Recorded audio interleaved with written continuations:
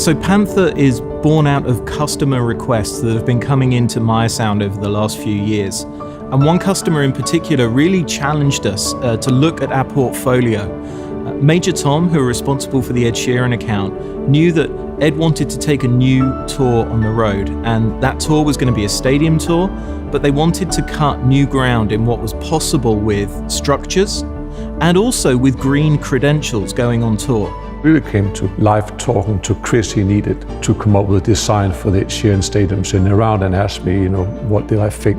So sat down and looked at what Chris had in his inventory, and he needed some more. The show design for this show was everything being very minimalistic and very small and very sort of compact and actually appearing like it was not hanging from nowhere and very discreet. In order to do the coverage required and get the energy that we required to get to the audience, we were hanging an awful lot of PA, and it looked even bigger next to the amount of production value that wasn't there.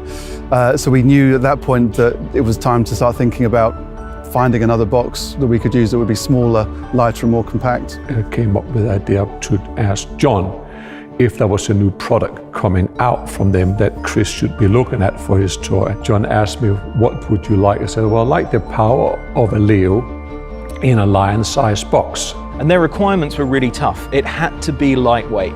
It had to fit in with this new, incredibly stunning visual design for the show. But it also had to have all the power needed to be a proper stadium system. It had to amaze the audience. It had to deliver the dynamism and the excitement and the thrill. So we started a project we called Panther, which would be incorporating these ideas into this product. We had lots of Zoom calls, about what we could do, or what they could do rather, and what they couldn't be done. We have really good feedback back and forth, and if I come up with some idea, they're really receptive to it. And John knows more than anybody else, but he's still willing to listen. We had, with both Leo and Lion, really solid starting points. So as soon as we started kind of experimenting with, this is the general box size that we want. Oh, wait a minute, what if we actually kind of extended this a little bit? What if we played around with the shape, which means you could have a longer horn, a slightly wider mouth? That really was exciting because you could take a lot of the Meyersound history and how we've had so many years of doing great things and use that as a base to then creatively change things like the horn or the shape of the cabinet or the grill to make this new product. I generally don't like to change technology unless there's a reason. Since we're going after weight, which was a big issue from customers, digital is definitely lighter. But what else, if we're going to go to digital, what could that bring us that we don't have with analog besides lightweight? This has been a completely back to square one approach. We're talking about a 360 show with crowd on all sides.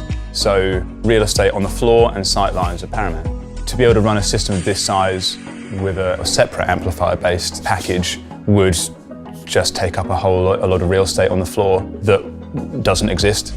From a sonic perspective, it's a long throw box like Leo, but with a wider horizontal coverage, which means we can cover more seats with less arrays. It also simplifies the cabling and the infrastructure needed to run, because we're only talking power and audio signals and not big looms of speaker cable. Logistics play a huge part. So the fact that it's less boxes needed to come into the venue, they take up less space, they're lighter and easier to handle, that all plays into making our day-to-day schedule more manageable. It was great to finally get your hands on the new box and find that all of the really positive characteristics that existed before have remained. And what has been improved is really valuable details, like being lanyards on pins, like the wheelboard stacking, like there being forklift holes on speaker wheelboards, so that practical day-to-day can all be done that little bit easier. We can travel more speakers in a smaller package. It takes up less truck space, less weight to put in the air every day. Sustainability has become a real big issue for us, and we're doing everything we can to act in a sustainable manner. And one of those things are to reduce the amount of trucks that we have on tour. Given that we're traveling all over Europe, and the longer term it will be going abroad, and the environmental impact of all of that really adds up.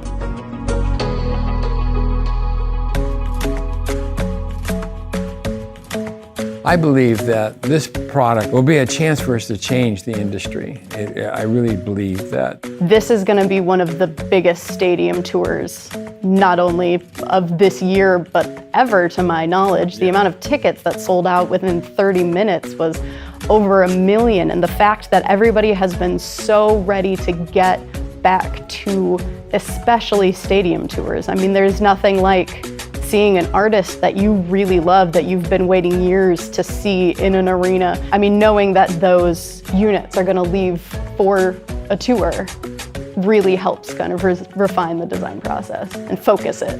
In the end of the day, what it's all about is reproducing music as good as possible. Then if you can then have it packaged in a way and you can have new technology involved in it. And that's a game changer because nobody else has done that yet. To be honest with you, I genuinely thought when we approached them that they would say no, this is not something that we can do in the timelines, and considering the condition that we found ourselves in with the world being the way it has been for the last few years, I really thought that it would be something they wouldn't be able to take on for us, but they did.